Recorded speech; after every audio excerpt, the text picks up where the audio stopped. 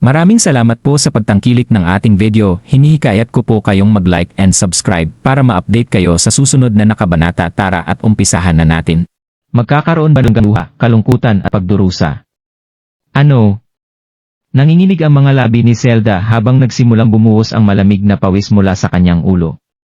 Paano ito nangyari? Patay na si Gerald at dahil doon ay magiging matatag ang pamilyang Minshall sa future. Ito ay isang pagkakataon para sa pamilyang Minshall na baguhin ang ating kapalaran. Kaya bakit tayo magkakaroon ng iyak at pagdurusa? Hindi makapaniwala si Zelda kaya malakas niyang ibinagsak ang papel sa mesa. Bilisan mo, tanungin mo si Jackson kung ano ang sitwasyon doon. Bakit hindi bumabalik? Sabi ni Zelda. Sa sandaling ito, isang berdeng nakalalasong fog ang biglang lumitaw sa kanyang paningin.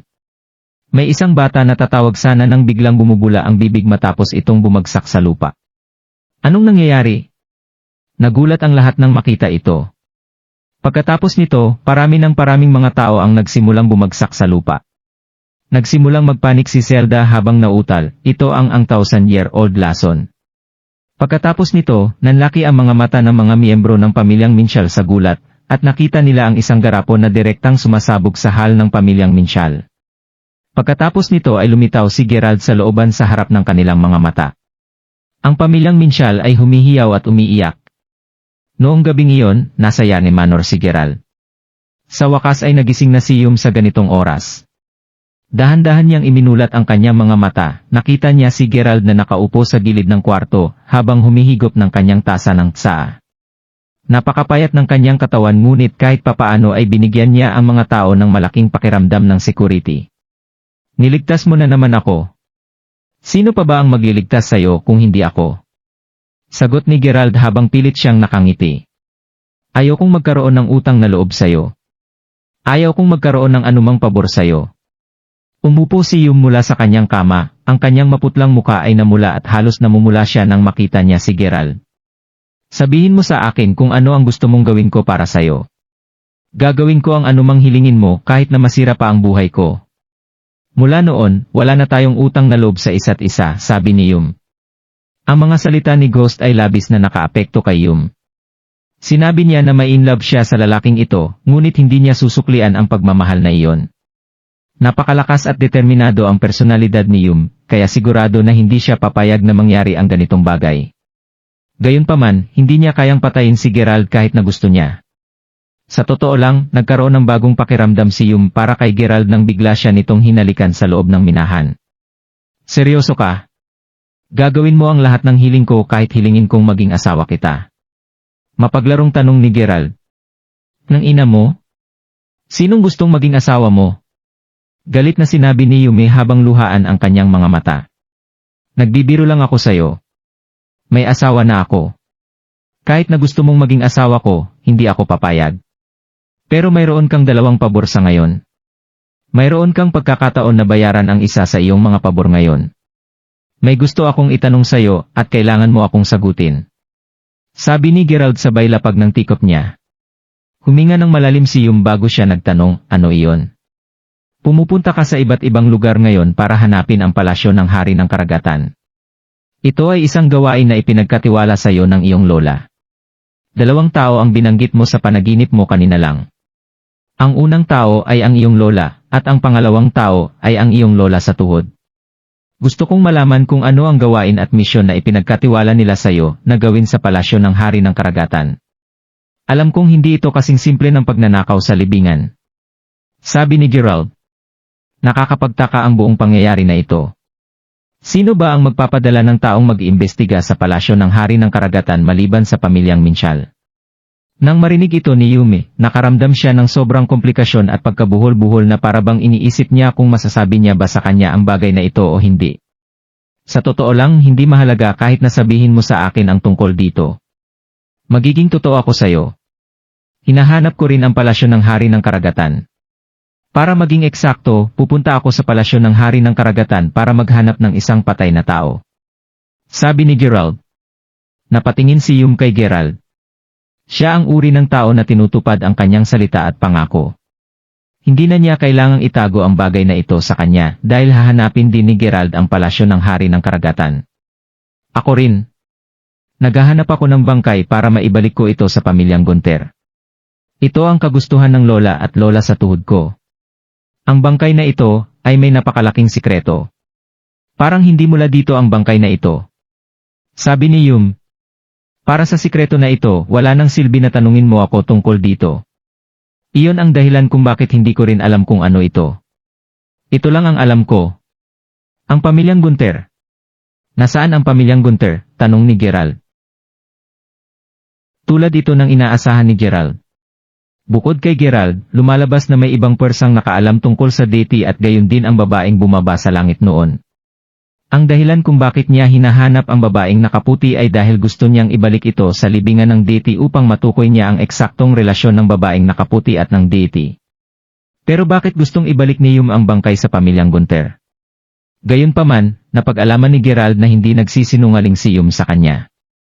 Kung magkakaroon siya ng pagkakataon na gawin ito, bibisitahin din niya ang pamilyang Gunter.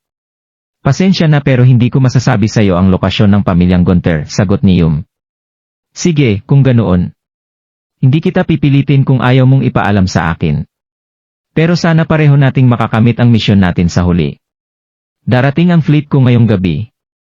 Nagkaroon ng tsunami nitong mga nakaraang araw. Natatakot ako na hindi mo maabot ang palasyo ng hari ng karagatan ng mag-isa. Kung gusto mong pumayag, pwede kitang samahan, sabi ulit ni Gerald. Walang ibang sinabi si Yum, ngunit ito na rin ang kanyang silent agreement. Hindi kaya ang dalawa ay totoong nakatadhana gaya ng sinabi ni Ghost. Gustuhin man niyang takasan ang kanyang kapalaran, ngunit hindi niya ito magagawa. Mamahalin niya ba talaga ang taong ito? Naramdaman ni Yum na parang nahihirapan siya. Dumating kinabukasan ang malaking fleet ng pamilyang Crawford, at agad silang umalis pagkasakay ni Gerald sa barko. Mark Crawford, napakalakas ng alon at mayroon ding tsunami. Dapat na ba tayong umalis? Tanong ng isa sa mga bodyguard ng pamilyang Crawford habang papalapit siya kay Gerald. Tiningnan ni Gerald ang mapa at nakitang malayo pa ang daan patungo sa palasyo ng hari ng karagatan. Bukod dito, daan-daang taon na ang lumipas at hindi alam ni Gerald kung nagbago na ba ang lokasyon ng palasyo ng hari ng karagatan. Dahil dito, hindi siya nangahas na magdulot ng anumang delay. Kailangan na nating umalis at pumunta sa Montolm Island bago lumubog ang araw ngayong gabi. Kailangan nating ayusin ang mga plano natin sa hinaharap pagkarating natin sa isla, sabi ni Gerald. Ang pamilyang Crawford ay gumawa ng maingat na pag-iisip at nagbayad ng malaking halaga para sa grupo ng mga tao sa fleet na ito para maging maingat sila sa masamang panahon sa dagat. Opo. Nagmamadaling sumang-ayon ang mga bodyguard. Habang nakatayo si Gerald sa deck at nakatitig sa walang hangganang dagat, hindi niya maiwasang maisip muli si Mila. Mila, nasaan ka? Anong ginagawa mo ngayon kung buhay ka pa talaga? Mahigpit na hinawakan ni Gerald ang guardrail habang hirap na hirap ang kanyang puso. Ito ay dahil ang lahat ng kanyang mga problema ay nakatuon sa isang direksyon sa oras na ito. At iyon ay ang Sun League. Ang pagkawala ni Mila, ang pangalawang tiyuhin ni Gerald, ang pagkawala ni Peter, ang pagbaba ng deity mula sa kalangitan, at ang mga heavenly soldiers na nahulog mula sa langit. Ang lahat ng mga bagay na ito ay may kinalaman sa Sun League. Anong klaseng organisasyon ito? Nabubuhay na ito sa ilang libong taon, ngunit walang sinuman ang nakakaalam tungkol sa misteryo na ito. At saka, ano ang meron sa deity na kamukhang kamukha niya? Posible ba na may hindi kilalang mundo na ito na makikita sa malayong kalangitan? Naramdaman ni Gerald na nalilito at nabibigo siya nang maisip niya ito. Gayunpaman, naramdaman ni Gerald na medyo mabilis ang development ng sitwasyon. Hanggat kaya niyang lutasin ang usaping kinasangkutan ng babaeng nakaputi, naniniwala si Gerald na sigurado siyang mahanap niya si Mila sa lalong madaling panahon. Napakalalim ng iniisip ni Gerald. Sa sandaling ito, diretsong nakatingin si Yum sa side profile ni Gerald habang may pag-aalala sa mga mata nito. Matagal na siyang nakatayo sa gilid habang pinagmamasdan si Gerald. Hindi niya inaasahan na may mga kahinaan din si Gerald at mga bagay na ikinalulungkot niya kahit na napakamakapangyarihan niya. Pakiramdam ni Yum ay parang may natuklasan siyang ibang side ni Gerald. Kailangan ko ng palitan ang damit para sa sugat ko, pero binigyan mo ako ng dalawang magkaibang bagay. Hindi ko alam kung ano ang dapat kong gamitin. Pabulong na sinabi ni Yum. Sa pagkakataong ito, isinantabi ni Gerald ang kanyang mga iniisip at bumalik habang naglalakad siya pabalik sa kabin. Gayunpaman, May isang bodyguard na nakatayo din sa deck at puno siya ng pagdududa habang nakatitig sa ilalim ng dagat. Nakakita siya ng isang napakalaking behemoth na dahan-dahang lumalangoy sa ilalim ng dagat. Bigla itong nawala pagkatapos niyang kuskusin ang kanyang mga mata para mas malinaw niya itong makita. Hindi kaya mali ang nakita niya? Kung nagustuhan mo ang mga ganitong video, huwag mong kalimutan mag-like and subscribe. Panoorin mo na rin ang mga naunang kabanata para lalong maubos ang oras mo.